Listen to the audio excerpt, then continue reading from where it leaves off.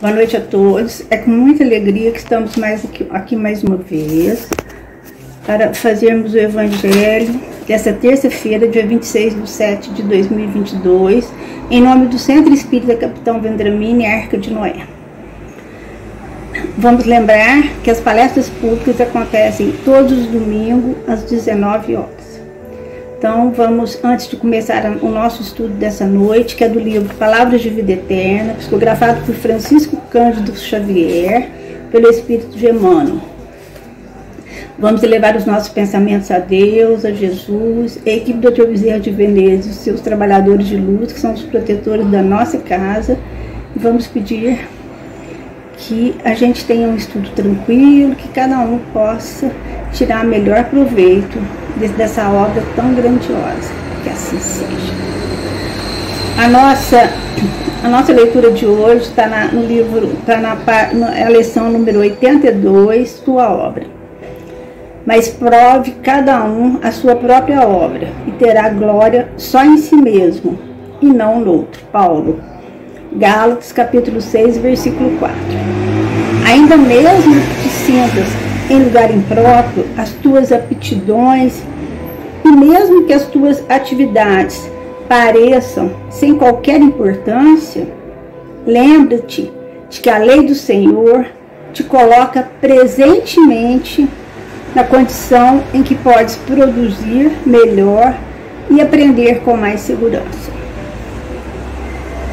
Tens, assim, a tua obra particular e intransferível na execução do plano universal de Deus. Não aspires, desse modo, a assumir de imediato as responsabilidades daqueles que se encontram expostos à multidão, a pretexto de desempenhares mandato especial ante a providência divina. A tarefa de que te incumbes nos últimos degraus ou no plano mais obscuro do lar é a de suma importância nos desígnios do Senhor. A folha de papel que sai das mãos pode ser aquela em que grafarão palavras destinadas ao consolo de toda a comunidade. E o menino que te obriga, apesar das noites de insônia, pode trazer consigo o trabalho de auxílio providencial a um povo inteiro. A fonte que te protege, em muitas ocasiões, será alimento para milhares de criaturas. E a árvore que plantas dar-te-á talvez amanhã o remédio que precises. Tua obra de hoje é o serviço que o Senhor te deu hoje a realizar. Faz do melhor modo, recordando que apesar da grandeza divina do nosso Divino Mestre, ele foi um dia na terra humilde criança, constituindo obra de abnegação e de amor para os braços de pobre mãe, recolhida temporariamente à estrebaria, sem conforto e sem lar. Então, aqui eu anotei umas observações, fiz umas reflexões para nós comentarmos junto a respeito dessa lição tão preciosa que Emmanuel nos traz. Então, procurando compreender o significado da mensagem de Paulo, nós verificamos que obra é o efeito de um trabalho de ação ou ação, que deve significar alegria, satisfação, entre outras coisas. Então, a obra, quando ele fala tua obra, ele está falando que essa obra é que a gente constrói dentro de nós, né? É o nosso trabalho interno, é o nosso trabalho de crescimento interior, para que possamos ter uma vida digna, possamos ser um espírito em evolução. Muitas das nossas atitudes, praticadas no dia a dia, às vezes nos proporcionam alegria e satisfação temporária que logo passam, e outras, e essas alegrias, essas satisfações passam, é uma coisa temporária, né? E às vezes outras atitudes que nós tomamos assim sem pensar, às vezes nos trazem desgosto, decepções e transtornos, podendo ter efeitos duradouros, difíceis de serem corrigidos. Então toda ação tem uma reação, né?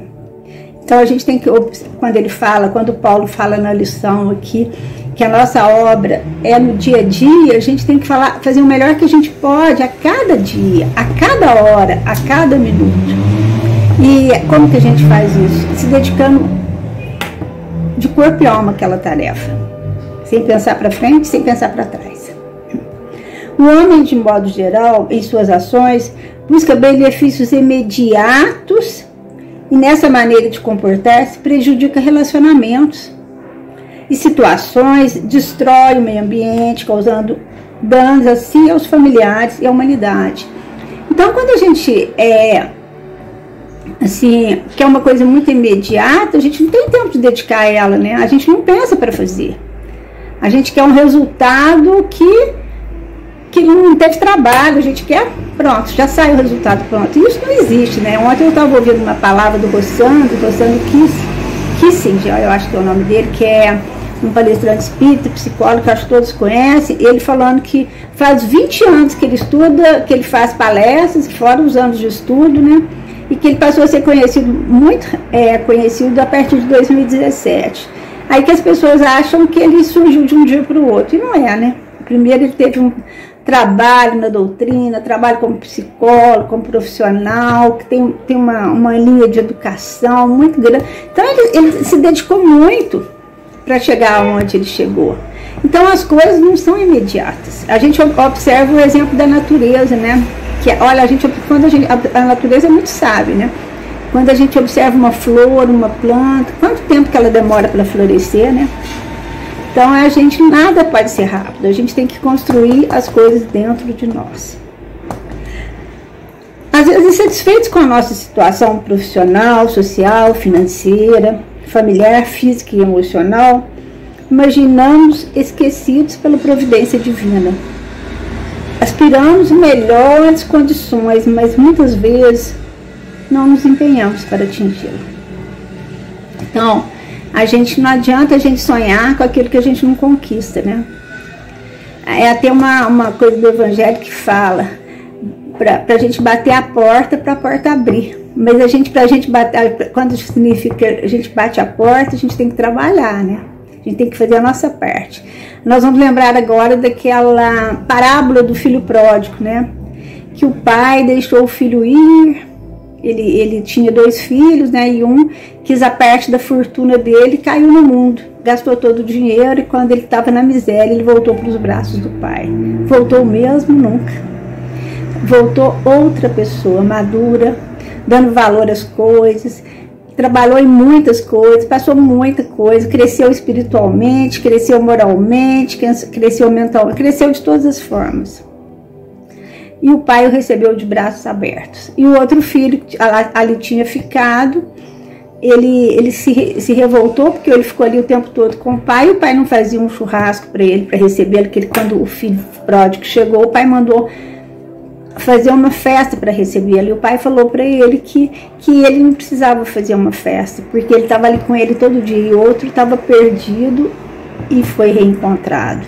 Então Deus está sempre com a gente, esperando a gente também acordar, tomar consciência das nossas atitudes, tomar consciência dos nossos deveres, para podermos fazer a nossa parte. E quando a gente tem que lembrar o seguinte também, quando nós reencarnamos, nós fazemos nosso plano reencarnatório, né? Nós escolhemos a situação que nós precisamos passar para viver, para poder nos desenvolver espiritualmente. Quando chega aqui, a gente não quer cumprir aquilo, né? Não é que nós nascemos para sofrer. No Espiritismo, tem gente que fala assim, não, parece que os espíritos gostam de sofrer. Nunca. Nós viemos aqui para sermos felizes, mas felizes, com o coração em paz, com o espírito em paz, felizes espiritualmente. Porque quando a gente vive feliz, não é que a gente não vai ter problemas. Todo mundo tem. Mas a gente vai saber lidar com eles, sobreviver a eles, crescer com eles. A tarefa aqui no livro fala assim, a tarefa que te incumbes nos últimos degraus ou no plano mais obscuro do lar é de uma importância nos desígnios do Senhor. Então, gente, o nosso lar, a gente fala muito isso, né? O nosso lar é onde nós nós temos enfrentamos os nossos maiores desafios, né? A mãe, que às vezes para criar um filho, né, a mãe e o pai, para criar um filho passa tanta coisa, né, tanta dedicação, tanto amor, né, às vezes a convivência familiar, tanta coisa, mas se nós conseguirmos vencer diariamente essa luta, nós estamos vencendo a nós mesmos, fazendo a nossa parte, criando um lar de amor, criando um lar de paz, um lar de alegria, um lar de diálogo, né? Isso a gente só consegue através da paciência, através da aceitação, através do respeito e através de Jesus estar no nosso lar, através do Evangelho, através da oração e através do amor em família, né? Cada pedra de tropeço encontrada no caminho que nós percorremos representa o nosso desafio para desenvolvermos a inteligência que, auxiliada pela análise, reflexão, equilíbrio, perseverança, encontrará a solução que pode nos ajudar em nosso progresso. Então, desafios nós teremos muitos, né? Muitos desafios. Os desafios são diários. Mas a gente tem que aprender com eles e saber por que eles chegaram até nós, né? O que isso vai fazer nos melhorar? Como que nós vamos sair das vezes daqueles problemas, daquelas experiências difíceis melhores? O que nós precisamos? Então nós temos sempre que olhar dentro de nós, né? A gente pode lembrar de São Francisco de Assis, que curou tantos doentes, mas viveu uma vida inteira doente. Aí eu lembro num livro dele que eu estou lendo, que ele falava que a doença, ele tendo a doença, ele conseguia entender como que as outras pessoas sofriam com doenças. Então é isso, a gente tem que aprender a ver por que nós passamos por aquilo e o que aquilo pode nos ensinar. Qual que é a solução para os nossos problemas, e aquele problema sempre vai nos trazer uma luz, vai nos trazer um aprendizado. A gente lembra, eu consegui um exemplo, eu lembrei de um exemplo aqui, que Tomás Edison, ele fez 1043 tentativas até inventar a lâmpada elétrica. Você já pensou? 1043 tentativas até inventar a lâmpada elétrica? É muita coisa. E de cada tentativa ele tirava uma lição, ele via lá, olha, o que eu estou fazendo de errado que não deu certo? Ia lá e fazia de novo. Gente, isso é perseverança. Isso é luta. Isso é vencer a si mesmo. No livro ainda fala assim: tua obra de hoje é o serviço que o Senhor te deu hoje a realizar. Então, é viver hoje da melhor forma possível, fazer o que nós pudermos para a nossa família, no nosso trabalho, fazer o que nós pudermos fazer de melhor bem feito, pensando, analisando, sem afobamento, sem querer resultados imediatos. Faz-o de um melhor modo. A nossa participação é insubstituível nesse mundo. Ela nos levará à glória de time. Quando a gente trabalha quando a gente constrói a obra de Deus dentro de nós, a gente vai proporcionar em nós um crescimento, uma alegria e um merecimento por conseguirmos superar as nossas dificuldades.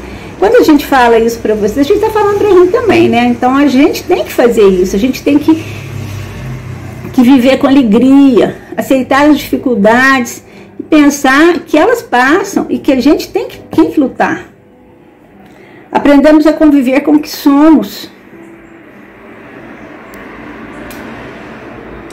com o que temos, e façamos o melhor que pudermos no meio em que estivermos inseridos. Em todas as atividades que o Pai nos propicia, entendamos que tudo é um meio para crescermos. Então, tudo é para a gente crescer, né? Às vezes a gente vê uma coisa que às vezes a gente acha que é mal, que é pro mal, não é. Depois que quando passa, a gente vai analisar aquela situação, a gente fala, não, ainda bem que aconteceu aquilo.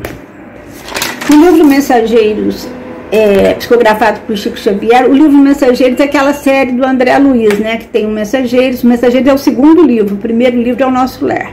Então é muito interessante que a gente leia as obras do André Luiz, que é psicografadas por Chico Xavier, que é a vida do André Luiz no mundo espiritual, porque ajuda muito a gente entender muita coisa.